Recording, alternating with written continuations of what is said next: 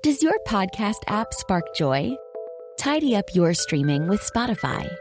After all, how many streaming apps are you juggling these days? On Spotify, you can find all your favorite podcasts and music in one app free. Keep track of your shows, manage downloaded episodes, and explore similar new podcasts. So thank your old podcast app and place it in the bin. Listen to podcasts free on Spotify. All right, let's face it. My entire career is based on obscure information. The more weird stuff I can find out about an artist, a band, a song, an album, or anything to do with music, the better, right? However, obscure information doesn't necessarily equal useful information, at least not in a practical sense. And yes, some of the information I've uncovered over the years is pretty useless. But I also think there's nothing wrong with useless information. This is the fun stuff, the bits of trivia that give things spice, seams of data that can be mined for bar bets and one-upping your friends, and just the sheer joy of musical nerddom. It's the kind of enlightenment and knowledge that makes one go, wow, that's cool! It means almost nothing to any aspect of my life. It's not going to make me richer or thinner or more attractive, but I'm glad I know it because, well, it's just fun. In fact, I think it's time that I gathered together much of this material and presented it to you in one big glop of illumination, none of which will do you any practical good on this earth. But you will find it interesting.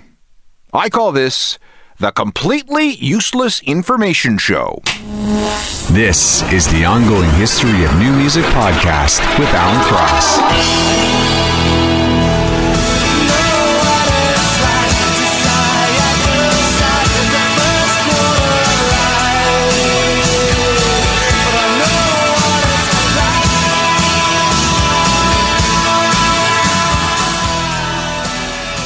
There we go. We've begun the show on obscure and useless information with a 1990 song called Obscurity Knocks by a reasonably obscure Scottish band called the Trash Can Sinatras.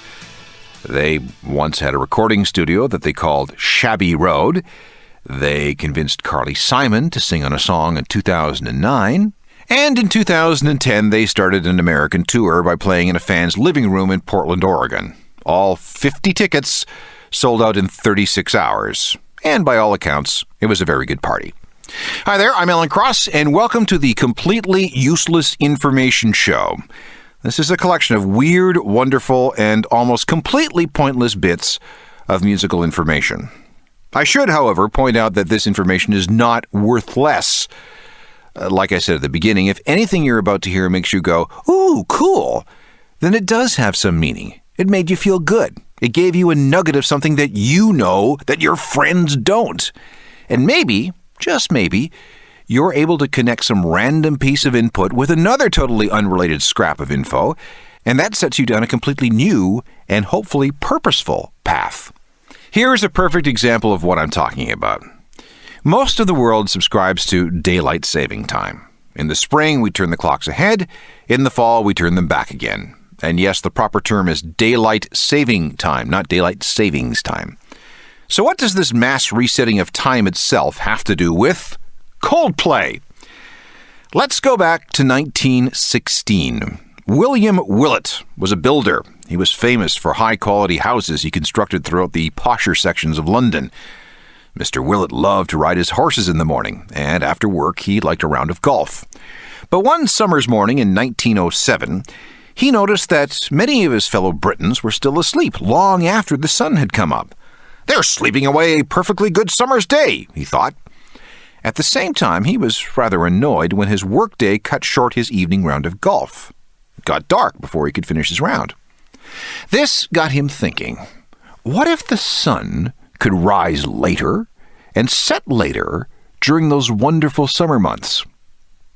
He published a pamphlet called The Waste of Daylight, and by 1908, he was all over a member of the British Parliament. Here's what we need to do, he said. Starting in April, we'll move the clocks ahead 20 minutes each weekend, meaning that the sun will rise 80 minutes later by the time we get to summer. Then, in September, we'll do it in reverse. Some people thought this was a jolly good idea, including a young politician named Winston Churchill. But by 1910, there were other things to worry about. There was a financial panic, there was a recession, and then the Great War broke out in Europe. But this is actually what tipped things in Willett's favor.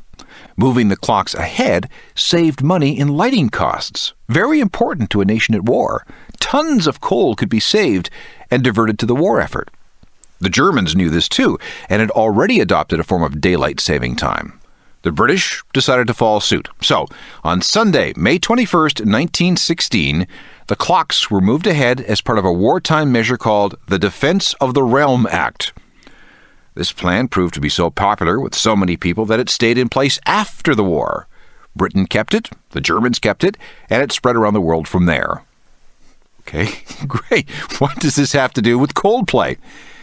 Well, William Willett was singer Chris Martin's great-great-grandfather. So maybe that's why he wrote a song called Clocks. Confusion never stops. Closing walls and the ticket clocks are gonna come back and take you home. I couldn't stop that, you now know, so I come out of my seat. Coldplay and Clocks. And we have Chris Martin's great-great-grandfather to thank for popularizing the spread of the concept of daylight saving time. I think that's cool. It has almost nothing to do with rock, but it's somehow good to know, right? Okay, more useless musical information that I really don't know what to do with. Most standard toilets flush in the key of E flat. I don't know who determined that. I just read it and wrote it down. The vuvuzela is in the key of B flat. Termites will eat wood 2 times faster if they're exposed to heavy metal. And sewer workers in Germany have discovered the poo-eating bacteria eat more poo if you play the Mozart. Again, don't ask me how they discovered this little fact, but you know the Germans. They make good stuff. And here's some ancient history on amplifiers. The modern guitar amplifier didn't come into existence until the 1950s. Big public address systems grew out of the movie theaters of the 1930s. But the need to make quiet things loud extends back hundreds of years. Places like churches and amphitheaters were designed and built to carry the human voice and music to vast crowds. And so were Mayan temples, apparently. If you've ever been to places in Mexico like Tulum or Palenque or Chichen Itza, you'll know what kind of structures I'm talking about. These giant stone edifices constructed over many years. Well, what were they for? Rituals, ceremonies, political gatherings, sporting events, and as loudspeakers. Archaeologists now think that the stone temples at Palenque were designed to amplify and project sound across huge distances. And this included music from drums or shells or flute-like instruments. This was 1,400 years ago. An efficient and completely unplugged PA system for what were essentially concerts, festivals. Okay, I need a song to go along with this piece of information. I could play you something from the Stone Temple Pilots, but that's too obvious. Let's go ahead instead with something cool and obscure. This is a band called the Skate-Nigs. They were associated with Alan Jorgensen and Ministry, and often turned up on some of Al's other projects. In 1992, they recorded an album called Stupid People Shouldn't Breed. And on that record is a song called Loudspeaker. Shut up and listen. He uses words as weapons to hit people over the head with. Shut up and listen. That's kind of fun. Skate-Nigs and Loudspeaker from their 1992 album Stupid People Shouldn't Breed. Here's something else I don't know what to do with. Here's the situation in my house. 5 days out of 7, I am the person in charge of dinner. My wife works downtown in an office and doesn't get home until way after 6, and when she does, she's obviously in no mood to cook, so this is my job. It's delegation of labor, you know? The problem is that I'm busy too, and I can be in and out of the house all day. So this is where HelloFresh is an absolute godsend. This box shows up on my doorstep. Inside are all the things I need for a bunch of dinners. Everything is fresh, pre-measured into the right portions, and come with picture recipes so that anyone, even a guy like me, can prepare these meals in about 30 minutes with just a couple of pots or pans and some utensils. This is totally stress-free. I cannot emphasize that enough. And cleanup, that's a snap. And the food is absolutely delicious. The menu keeps changing so nobody gets bored. One day it's some kind of comfort food. We might want to try a vegetarian option one night. And the next day it's some kind of world cuisine. We had this Thai dish. That was absolutely amazing. And before HelloFresh, I would have never, ever tried this on my own.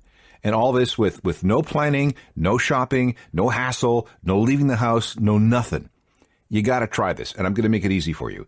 Get 50% off your first box of HelloFresh by going to hellofresh.ca/ongoinghistory50. And then you need to enter the promo code ongoinghistory50. Okay? hellofresh.ca/ongoinghistory50 and the promo code ongoinghistory50. HelloFresh. You won't regret it. Turje Ingsungset, and I think that's how you pronounce his name.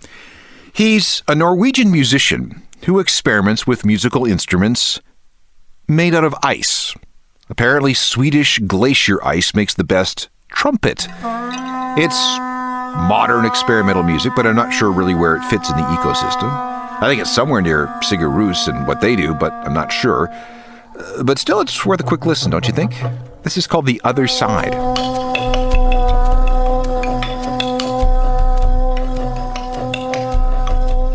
Turje Ingsungset with The Other Side from a 2008 record entitled Ice Concerts. Everything in that piece was played on instruments made of nothing but actual ice. Must hurt the lips after a while. As a kid, Joey Ramone was diagnosed with schizophrenia. It became reasonably well known that Joey suffered from obsessive-compulsive disorder, which plagued him to the end and drove both his bandmates and his managers nuts. It was small things like having to step on and off a curb X number of times before he felt he could go on. He had a number of other rituals, like touching various things in his apartment a certain number of times before he felt he could leave. This ended up making him late for things like rehearsals and recording sessions. There was also a time the band landed in London and Joey wanted to immediately turn around because he didn't walk out of his apartment door quite correctly. Here's a story that I've heard, but I can't verify that it's 100% true, but it's entirely possible. Joey was very particular about his glasses in his OCD way and refused to get his prescription updated, and consequently his vision wasn't what it could have been. On December 30th, 2000, after moving home during some chemotherapy sessions for his lymphoma, he left his building and didn't see the ice on the sidewalk. He slipped, he fell, and he broke his hip. As a result, doctors had to take him off his cancer-fighting drugs that weakened his immune system, so he could undergo surgery for this badly broken hip. He was released for a few days in February, but he was soon back in the hospital. He never went back to his apartment again. The lymphatic cancer then went after Joey's immune system, all but shutting it down and leaving him susceptible to infection, and he died on April 15th, 2001. But back to the schizophrenia diagnosis. When he was a kid, Joey was really out of control. He once got into a fight with his mom and put a knife to her throat. That landed him in a mental ward for a month. Here's what his doctors wrote. The patient essentially sees himself with low self-esteem as a combination of being both dangerous and in danger, approaching the unfamiliar with considerable caution and suspicion, frequently employing poor judgment in the process. His sense of self is of a passive, dependent person with ambivalent sexual identification, against which he is inclined to defend himself by means of distancing maneuvers to the point of estrangement. His view of authority is markedly fearful, feeling his life to be in danger. The patient's personality structure is consistent with diagnosis of schizophrenia, paranoid type with minimal brain damage, the latter probably of long-standing duration. Now you wonder why Joey ended up writing songs. And one other thing about Joey Ramone. He was an admirer of Charles Manson. Here's a quote. He's like Hitler, only cooler. This is according to Joey's brother, by the way. It has to do with why there's such a history of British bands doing sessions for BBC Radio. When the British Broadcasting Corporation came into existence on January 1st of 1927, it had a very lofty mandate. Its job was to elevate culture in Britain. It was all about educating Britons for the betterment of the nation. Britons were actually encouraged to learn how to listen to the radio. It wasn't supposed to be a passive activity. Radio wasn't a distraction. It wasn't something you listened to while doing something else. No, the BBC actually wanted listeners to sit and pay attention. This explains why the Beeb dedicated so much time and effort to highbrow programming and spoken word. But there was another reason. When the BBC came into being in 1927, the recording industry was just starting to take off. Musicians' unions, record labels, and music publishers were terrified that if the BBC played records over the air, then people would stop buying music because they were getting it all for free. After much negotiation, the BBC and all makers and providers of recorded music in the UK came to an agreement on something they called needle time. From the late 1920s until 1967, the BBC was only permitted to devote a certain amount of time to playing records on the radio. For a while, it was 22 hours a week. Then it was increased to 5 hours a day. The rest of the time, the BBC was committed to news and talk shows, lectures, game shows, and music had to be provided by live musicians or recordings of live musicians made by the BBC. That's how powerful the Musicians' Union and the Performance Rights Organization was. And even after 1967, needle time provisions continued to affect British radio. It wasn't until 1988 that they were done away with entirely. And if you look at British records manufactured in Britain before 1988, you'll see a notice that says, unauthorized public performance or broadcasting of this record is strictly prohibited. And that refers to the needle time provision in the UK. All this explains why there are so many BBC recordings available. The Beeb had to make them to comply with the needle time rules. So in other words, if it hadn't been for needle time restrictions, we'd never have seen people like DJ John Peel and his famous Peel Sessions. This is where he brought in bands to record songs at BBC studios. It wasn't because he or his bosses really wanted to do this. It was because under the charter of the BBC, they had to. By law. But love will tear us apart again. Love will tear us apart again.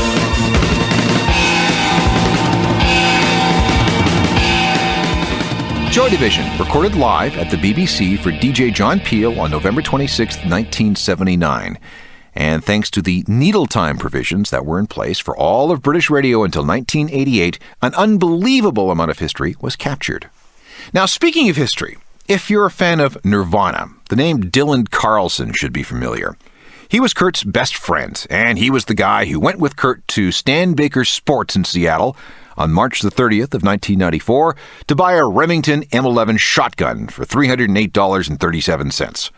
Actually, some stories say that Kurt gave him the money and Dylan was the person who actually bought it. See, Dylan's a big gun nut.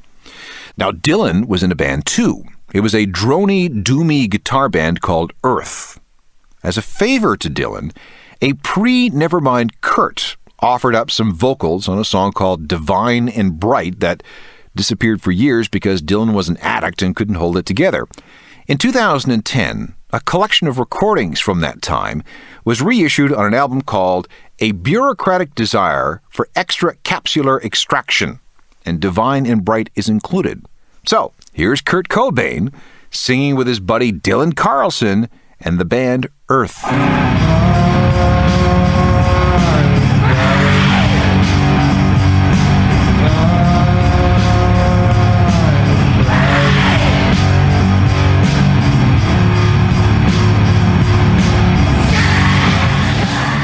Earth, the drony doom metal band from Seattle, headed up by Kurt Cobain's best friend Dylan Carlson, and yeah, that is Kurt singing on that track, which is called Divine and Bright. Again, I don't know what you can do with that random recording and that random piece of information, but I feel better because at least it's out there.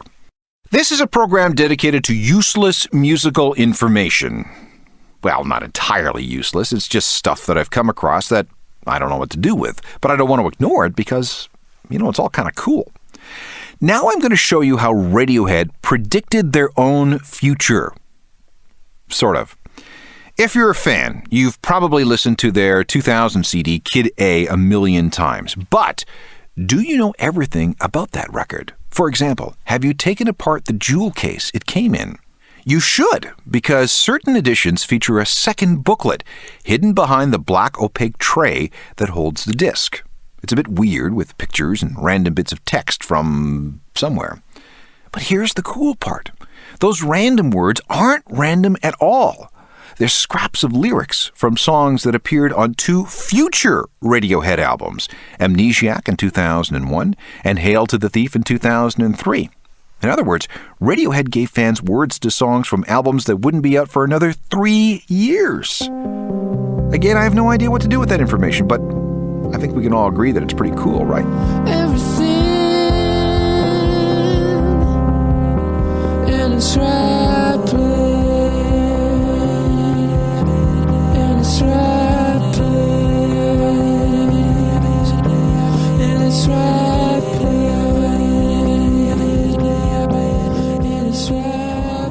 Radiohead and Everything in Its Right Place from Kid A, the artwork of which offers up some pretty interesting secrets. Here's a question I get all the time. What kind of music should I buy for my cat? Well, if you have a cat around the house, you'll know that he or she can be very sensitive to sound. Cat owners should be most concerned that they be compatible with their feline's musical tastes.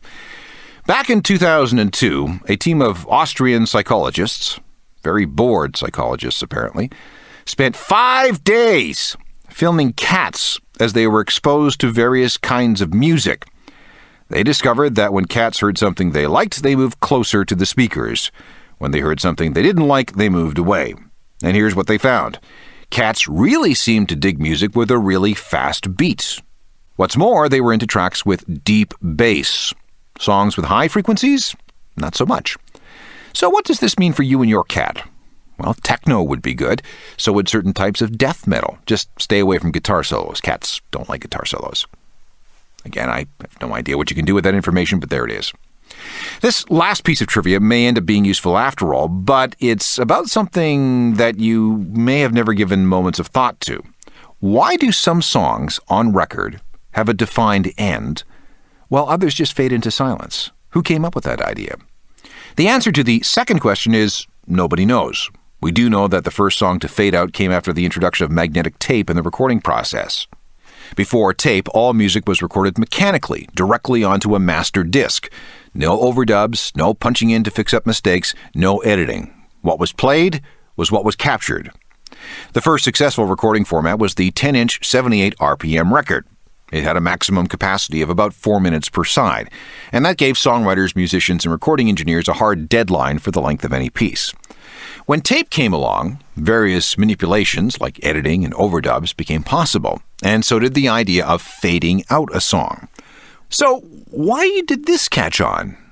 Well, some composers and arrangers didn't have an ending, so it was just easier to let everything fade away.